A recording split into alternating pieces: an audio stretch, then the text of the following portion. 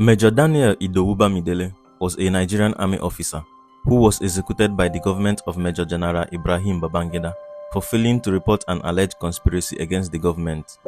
Bamidele was charged with conspiracy to commit treason.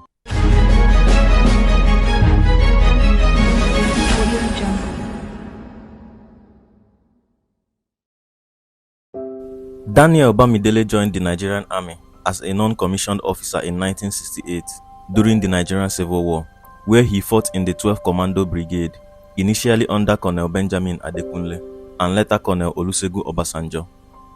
Bamidele was commissioned an officer after formal training at the Nigerian Defense Academy on July 29, 1970. In August 1983, Nigeria had a general election and Shehu Shagari was re-elected and sworn in October. That same month, Bamidele left Jos for Kaduna to get his divisional brief for the Chief of Army Staff Conference. There, Bamidele heard of rumors about a planned coup against President Shagari. Upon his return to Jos, he promptly reported to his GCO, Major General Muhammadu Buhari, who unknown to Bamidele at that time, was in the thick of the plot to overthrow the new democratic government of Shehu Shagari.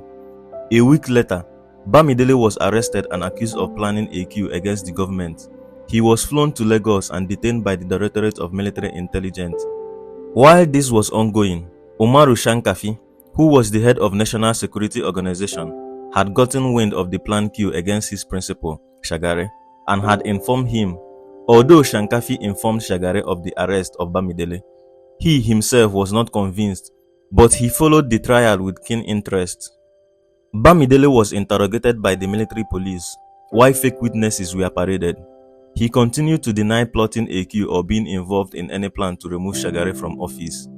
After a month of detention, he was finally released on November 25, 1983, after no shred of evidence was found to corroborate the accusation. The plot to overthrow Shagari, however, continued, as senior military officers in Lagos continued their plan. A week before the coup was carried out, Shankafi tendered his resignation in what many believe was due to the impending coup. Buhari in an interview denied his involvement in the 1983 coup, saying he could not have overrun Lagos from Jos, so it was his colleague then in the military who decided to make him the head of state. Whether Buhari actively participated in the coup to remove Shagari or not, on January 1, 1984, he became the head of state. This came as a surprise to Bamidele, who had reported the rumored coup to his general officer commanding. Buhari's military regime lasted for just 20 months before he was ousted in the palace coup in August 1985, and Ibrahim Babangida was installed as head of state and placed Buhari under house arrest in Benin. He then established an armed force ruling council. In the early morning of December 17, 1985, Air Force, Army and Naval officers were arrested on suspicion of plotting to overthrow Babangida, who had only been in power for just 4 months. Among them was Major Bamidele. Major General Mamman Vasta, a childhood friend of Babangida, was accused of plotting and financing the alleged planned coup. Bamidele was implicated in the conspiracy because of a meeting at a guest house in Makurdi with Lieutenant Colonel Michael Iyose and other officers, where political criticism of Babangida administration was made, but no operational coup details were discussed, though the connection to any coup are arguable. Bamidele, learning from his ordeal in 1983, kept quiet about any coup, was arrested and tried by a special military tribunal. Bamidele's words to the tribunals were, "I heard of the 1983 coup planning, told my GOC General Muhammadu Buhari, who detained me for 2 weeks in Lagos. Instead of a pat on my back, I received a stab.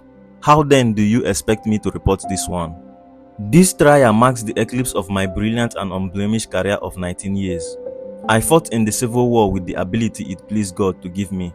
It is unfortunate that I am being convicted for something which I have had to stop on 2 occasions.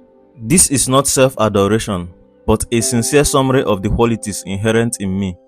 It is an irony of fate that the president of the tribunal, who in 1964 felt that I was good enough to take training in the United Kingdom, is now saddled with the duties of showing me the exit from the force and the world."